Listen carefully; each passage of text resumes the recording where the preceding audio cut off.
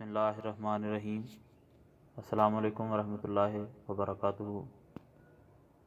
ناظرین، شیخ سعدی رحمۃ اللہ علیہ نے اپنی معرکۃ الآراء کتاب گلستان میں ایک عاقل شخص کا واقعہ تحریر فرمایا ہے۔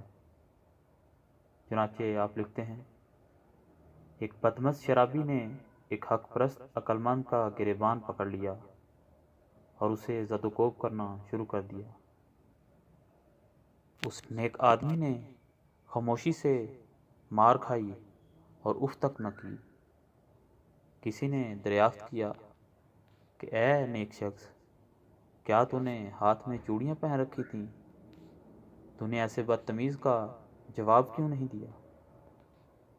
تو اس نیک سیرت نے بڑا ہی زبردست جواب دیا۔ اس موقع پر اس نے کہا کہ بھائی وہ تو رند تھا، یعنی اس نے تو شراب پی ہوئی تھی، لیکن میں تو ہوشیار تھا۔ ایک ہوشیار سے یہ کیسے توقع کہ وہ ایک رند سے دست و گریبان ہو جائے؟ اس حکایت سے ہمیں سبق یہ ملا کہ ہر احمق کی بات کا جواب دینا لازم نہیں ہوتا۔